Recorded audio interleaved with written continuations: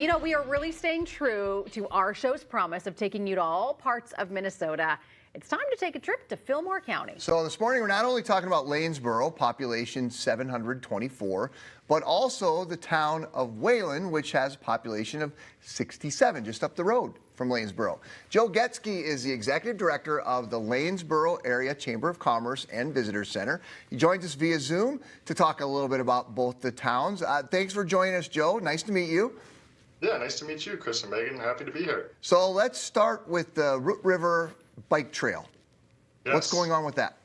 Yeah, so the Root River Bike Trail so from about west to east, it's about 42 miles of paved bike trail that actually is an old converted rail line. So back in the mid to late 80s, some folks had the brilliant idea to turn this old decommissioned rail line into a recreational trail. That was part of the Rails to Trails program, and it really actually is what put Lanesboro back on the map as far as a tourist destination, just a beautiful place to be. So, like I said, it's 42 miles west to east. There's another 18 miles that goes south past the towns of Preston and Harmony, and actually that's currently being extended as we speak to the border with Iowa. So again, it's just a great paved trail. We often hear from riders and people using the trail that it's one of the best trail systems in the country. So as you can see from the photos, it's a really beautiful place to bring your family. Yeah, it really looks like it. I was in Lanesboro a few years back, and like the trail goes kind of like right through town, so it makes it really accessible to kind of pick it up in different places too, right? Absolutely right. Yeah, and like I mentioned, it actually connects. So it goes right, like Lanesboro, we like to say is kind of right at the heart of the trail, but it actually connects 9 other small towns. You mentioned Wayland earlier, yeah. But each of these small towns along this trail is collectively referred to as the Root River Trail Towns. And so people that come to Lanesboro or any of these towns love to bike the trail, paddle the river. And again, these two things connect all these towns, and it's just a really cool, fun way to experience bluff country. Nice. Joe, tell us a little bit about, we've been talking about this phone booth here in Lanesboro. Give us the deal with this. I mean, you can leave a message on it? Yeah, so this is a really kind of quirky, fun thing. Lanesboro is a very historic town. We take our history and our heritage very seriously, and we have a wonderful history museum in town, and the phone booth you're seeing there is actually like a 1950s era phone booth. It was decommissioned by our local phone company, Ascentech, down here about 10 years ago and donated to the History Museum. And, they could have just put it on display and said, hey, here's a relic of the town's, past and a bygone era.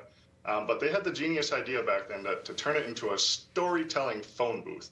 So rather than, picking up the receiver, putting in a quarter and making a call like you used to do, you actually press a button, and you can see on the sign there, it corresponds to a story of something in the town's past, fun, humorous, dramatic accounts of local characters and kind of Lanesboro lore. So yeah, it's just a really fun, neat thing, and that's also right off the bike trail. So people coming into town from the west, pretty much the first thing they see when they get into town. So it's a really cool attraction for people. Yeah. It sounds like when people come to town, one of the big things that they like to do is check out the arts scene, which is really, I know that's a driving force by a lot of folks coming down there. Tell us about that. Yeah, absolutely. Yeah, Lanesboro is an arts town through and through. In fact, in 2014, if I'm not mistaken, the Lanesboro City Council actually declared our whole town an arts campus. And so, that just shows how deep our commitment is to the arts and culture. There's public art all around town. We have public murals. We actually have a sculpture scavenger hunt, a walking tour people can do. There's a poetry parking lot, so it's like our town parking lot that has haiku poems that were submitted by local folks all over. And then, of course, we have a nationally renowned arts gallery, Lanesboro Arts, and you showed a photo of Commonwealth Theater, so that's professional live theater. They're actually in their 37th season, if I'm not mistaken, that's kicking off this weekend. So, and not to mention, there's a number of individual, like home-based artists all around town, and we actually have some events throughout the year that feature these home-based artists where they invite you and folks into their home studios. You can interact with them, purchase art directly from them. So yeah, Lanesboro is just a wonderful place for arts and culture. Can you expand on that a little bit? Can we talk about some of the events that you have coming up in the spring?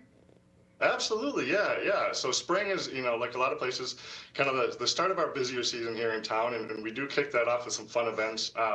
So I'll just, since we were just talking about the arts, one of those is the Bluff Country Studio Art Tour. So that's a region-wide. It's actually was started by a couple of area artists here in Lanesboro, but it connects home studios and smaller galleries all throughout Bluff Country. And it's this event where there's a map that's put out. It's online. Their website, I believe, is bluffcountrystudioarttour.org, or you can check out our website and find the map for that. But yes, it's home artists from all around the region invite folks to their home studios. The other one is coming up that same weekend, is called the Get Squirrely with Surly Pub Crawl. So Surly Brewing, which I'm sure you guys are familiar with from up in the cities, actually comes down that weekend, kind of takes over all the taps in town, and just invites people like to try out their different craft brews and go around town and all the different pubs and restaurants. And so there's serving Surly Brewing on tap. And then after that, May 10th, we have our Spring Boutique and Business Crawl. So that's right before Memorial Day weekend. All our businesses in town kind of get together, offer specials and deals. There's prizes, giveaways, stuff like that. And then going into the summer, Rhubarb Festival is the first Saturday in June on the 7th. And then we have Art in the Park, which is the big annual arts festival in town on June 14th. And that's put on by Lanesboro Art. So a lot of fun stuff in just the next couple of months here coming up. Joe, we're almost out of time, so give us 10 seconds on Wayland. Yeah, Wayland. So Wayland is just about 4.5 miles via the bike trail or the scenic byway. Like you mentioned earlier, it's a town of 67 people, but what they lack in population, they make up for in charm and history and pie. So Wayland has a world-famous pie shop, which people will just come for miles. They come from all over just to visit the Aroma Pie Shop. There you go. And I was actually just texting with Karna, the owner there at the pie shop this morning.